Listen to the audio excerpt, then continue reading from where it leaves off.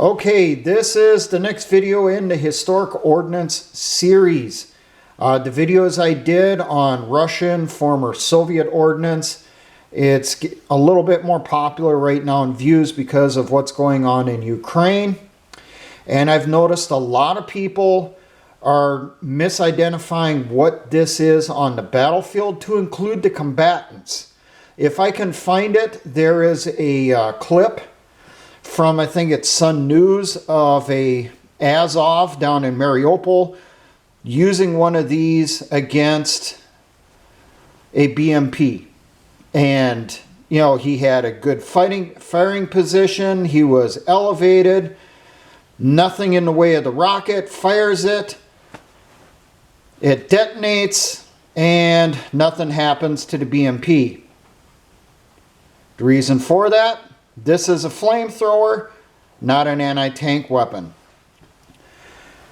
The RPO is a man-portable rocket-assisted flamethrower, not anti-tank. It is a single-use disposable launcher along the lines of the M72 Law Rocket series or the RPG-26. Now, this has been known by many different names since it first entered Soviet service, at least in the West. In Russian service, it was just known as RPO. In the West, in NATO identification guides and that stuff, it's known as the RPO, the rpo-1, rpo-2, rpo-a. The correct designation is RPO, and then after that is the type of warhead. There are 4 different types of warheads that these are preloaded with. There's the rpo-a, which is a thermobaric warhead. You can identify it on the end caps. Will have 2 red stripes. The rpo-d is a smoke round for delivering high concentration smoke right in front of an enemy position. It has a single yellow stripe on the end caps. You have the Z, which is an incendiary round. It just produces a massive, long-lasting fireball. It has a single red stripe on the ends. And then you have the M model, which I have a picture of that. It looks different than the others. That one is lightweight, extended range improvement. And that one came out less than 10 years ago according to the company that manufactures them. Now, some details on this. The rocket's diameter is around 90 millimeters. The length of the launcher is around 3 feet. The weight of the launcher for the A, the D, and the Z versions is 24 pounds. The M version is 19 pounds. The warhead on the M model has an equivalent explosive force of around 12 pounds of TNT. The A model looks like it's around, say, 8 to 10 pounds equivalent for TNT in weight. These have a maximum storage life of 10 years. This is because of the filler inside the rocket. It degrades over time and potentially will corrode it and leak out. Operational temperatures on this that it can be used in is negative 50 degrees Celsius to positive 50 degrees Celsius. And no, I did not get that broken down for Fahrenheit. I forgot. Maximum ranges on these. On the A, the D, and the Z, maximum range is 1,000 meters. On the M version, it is 1,700 meters. Maximum sighting distance on the integral sights. On the A, D, and Z, it is 600 meters. On the M, it is 900 meters. Average engagement range is between 300 to 400 meters. The minimum arming distance for the rocket is 25 meters. So under 25 meters from the target, The rocket will hit it, not likely detonate, it'll just splatter all over the place. Now, this picture I'm showing you here, this is the launcher when it's on its own, folded up. Down here you see the rocket that is packed inside. This is the booster cartridge, which is loaded into the base of the rocket. Basically, this is a giant canister filled with essentially a substance similar to napalm, a little bit more powerful. When this hits the target, this detonates, cracks the canister, aerosolizes the contents. Then this ignites the contents, producing a massive fireball. Now, this weapon system was designed for use against fortified buildings, bunkers, and caves. It can be used against lightly armored and unarmored vehicles. Now, it cannot find a stated maximum armor penetration on this, but looking at some videos, I'm guessing it's around ½ an inch to an inch maximum. There is videos out there of an rpo-a being used by a reporter on a range against a Bertum 2. Hits it on the side, and they say the armor on it's only ½ inch. That it was able to penetrate, and then the rocket detonated inside. This will not penetrate a tank. It will not penetrate an armored personnel carrier. I doubt it would even punch a hole in the side of a BTR, and those have fairly thin armor. Now, there is video footage. If I can find it, I will put it in the description down below the video here. A clip from Sun News from down in Mariupol, an Azov using what appears to be an rpo-a against a BMP. He gets himself a good elevated firing position. There's nothing in the way between him and the target. He gets it up on his shoulder, sights it, fires it. It hits the side of the BMP, and all you get is a massive fireball. No penetration on the BMP. It is not damaged in any way, shape, or form. And the media shuts it off right then and there, trying to make it look like he completely destroyed the vehicle. This is not an anti-tank warhead. This is not a high explosive anti-tank warhead. This is a giant bottle of napalm with a burster charge inside of it. It's designed to go off inside the target to cause a massive fireball and massive overpressure. And I know I wrote down some info here. Okay, when this goes off inside of a target, like a bunker or a cave, it has an equivalent lethality to a 105 millimeter high explosive fragmentation round going off at close range. It produces approximately, and this is from the Russian sources, 10 to 11 atmospheres of overpressure. This overpressure can fill a 50 square meter floor space room with overpressure, causing massive internal injuries. The fireball from the thermobaric warhead is approximately 6 meters in diameter. Now, for the A model, the Alpha, it will ignite everything within 80 meters of the point of impact, the point of detonation. The heat of the fireball it creates is around 400 degrees Celsius.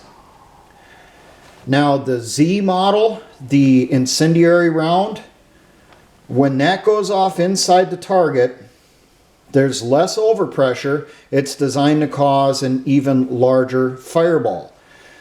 That fireball has a 10-second burn time with a ignition temperature of the flame burning in there of around 1000 degrees Celsius or 1800 degrees Fahrenheit.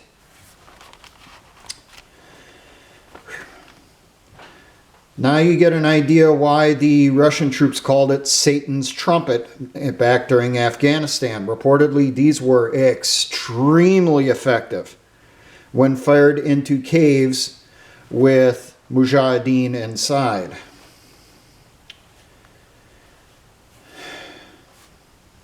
Trying to see if there's any other basic info I should give out on this before I give you the how to use.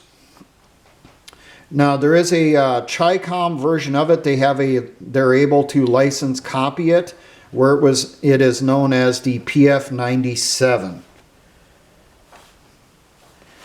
Okay, now we'll get down more onto recognition and specifics. This is all pre-packed like your law rockets. This is what it looks like when it's put into operation. Down here I have, as close as I can get, the Cyrillic writing that you would see on the ammo crate for this. And let's show you here. That is how they come.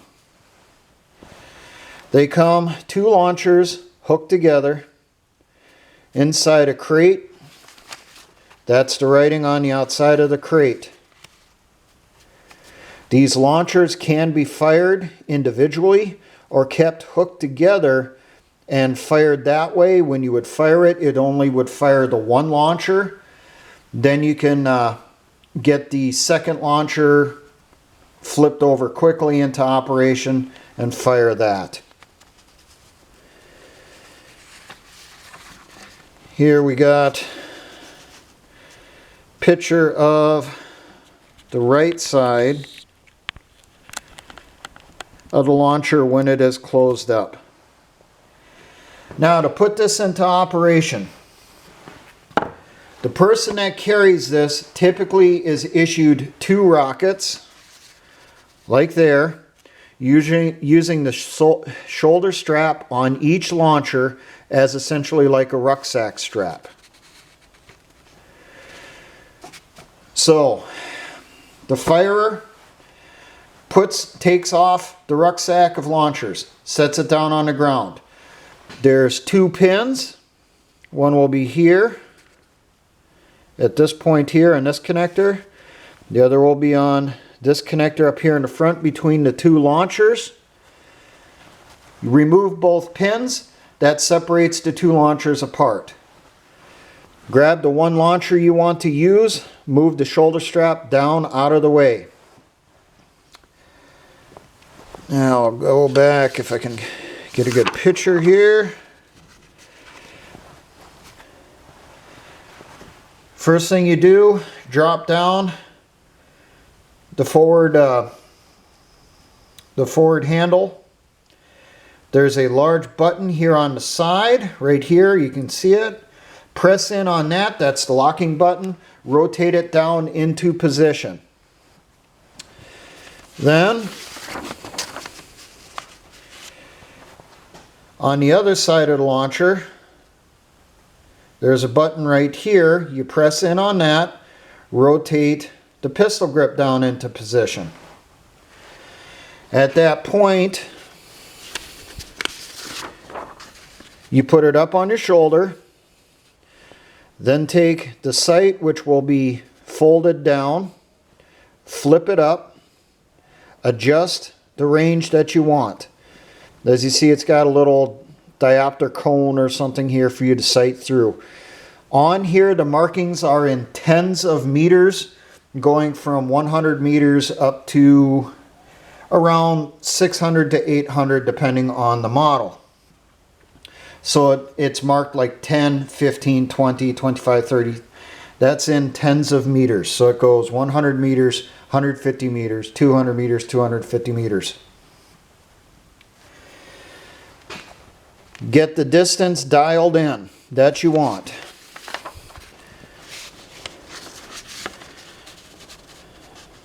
I don't know if the picture will show up real good on the camera here, But right here, what you may think looks like the trigger sticking down, that's not. It's essentially like a safety bail on the clacker for the Claymore. What that's for is to keep you from pressing the trigger before the launcher is in position ready for use. You got this up on your shoulder now, sights dialed in. Use your trigger finger, push this safety bail all the way up and click it in the upward position. When you do that, it's now armed the launcher.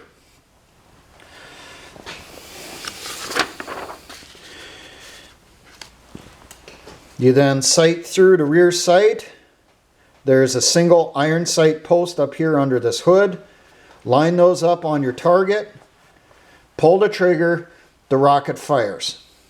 Now, some of these rockets, depending on when they were manufactured, are kind of pre-packaged in a fiberglass canister inside the launcher.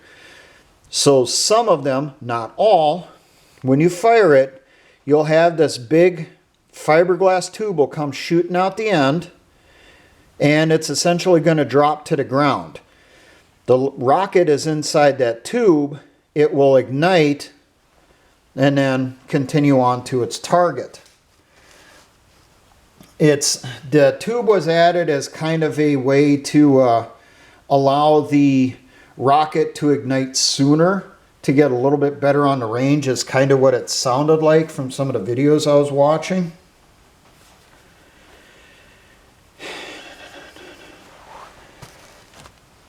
Now, the M model is a bit different.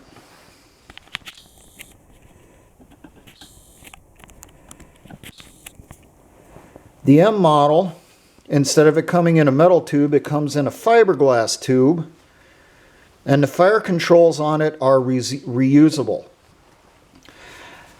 Now, the information I can find on this, I can't say if this is correct or not, but supposedly when it shows up in the crate, it comes with the fire controls already installed on the launcher. Well, if it's already installed on the launcher, why is it removable? But this this fire control works a bit different than on the other RPO. It's all plastic. It works through electric ignition. Yeah, I can't speak. There is a safety on it, which I'm guessing is on the right side of the pistol grip.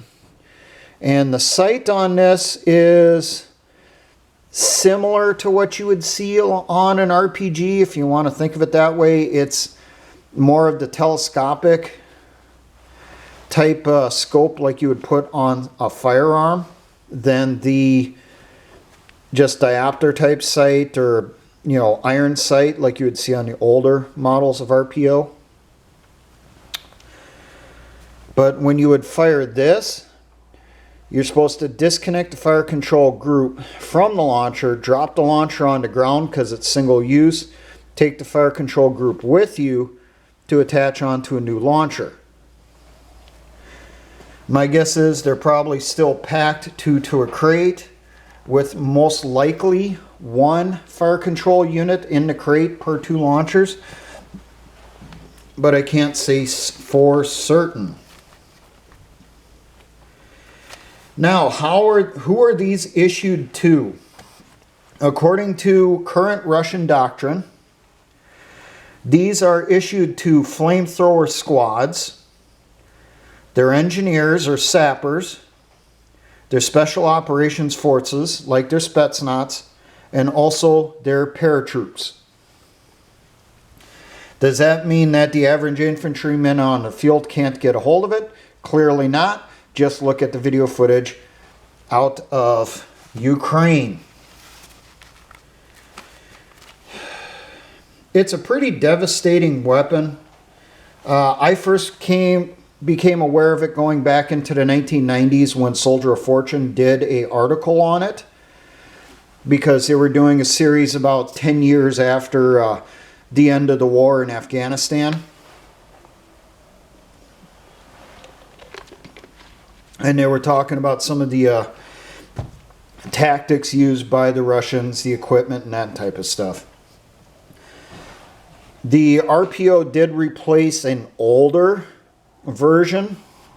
There's a, I don't have a picture of it here, but the Soviets had back in the 70s a launcher that was similar in appearance to the RPO, but it was longer, the range on it was bad, and the output from the warhead just sucked. That's apparently what the Soviets first took into Afghanistan. They liked the idea, wasn't quite good enough, so the Soviet military engineers, their equipment designers looked at it, improved it, came out with this, and it was issued sometime around 1986 to 1988, somewhere in that time frame. I've seen it mentioned as late as 1989 is when it entered service. You know, it's kind of spread around. There's not a considerable number of details on its past. How common are these? Very common. The troops that have them, that use them on a battlefield, love them. Now, how you're supposed to employ this?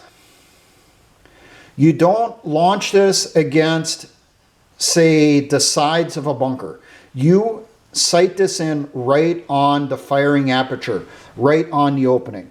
Or if you are in urban fighting, you have a heavy weapons position inside a building, you aim it right through that window that weapon is firing out of, or right through that mouse hole, that peephole in the wall that weapon is firing out of. You want to get that round, that rocket, into the chamber, into the area that the defender is inside, detonate it on the wall behind them or next to them, and then the overpressure and the flames take over, incinerating the people inside. Overpressure causes massive internal injuries. It can rupture internal organs. It can break bones, shatter eardrums.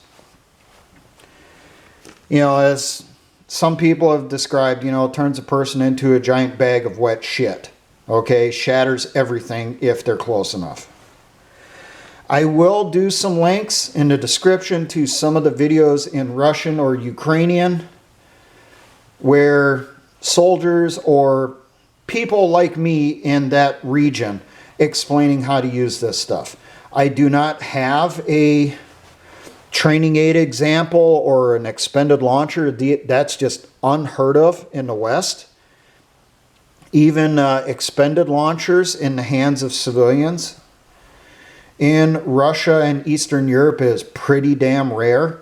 I've only seen a few of them in museums and that stuff dedicated to Afghanistan, and about the only people I see that have one of these is people that are in the military trying to train someone else.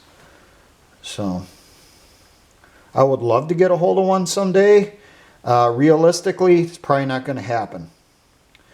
Oh, I forgot to mention, on the left side of the launcher here, this big black square here is the instructions, with pictures showing you each step, what you're supposed to do, and it gives you the technical info on the launcher, such as your ranges and so forth. It's all in Cyrillic. It's written in Russian. Well, if it's the Russian-made one, I'm sure the Chinese one is in Chinese. So, there you go. If you're lucky enough to get a training aid example or an expended launcher to have in your collection, it's not illegal to have. They cannot be reloaded. This is a single shot, fire it, leave it behind. It's now just a piece of junk, piece of ordnance. It is, however, illegal to own a live, still usable launcher with the warhead still inside. So keep that in mind. Now, for all my engineer brothers and the Patriot and militia movements, always remember essayons.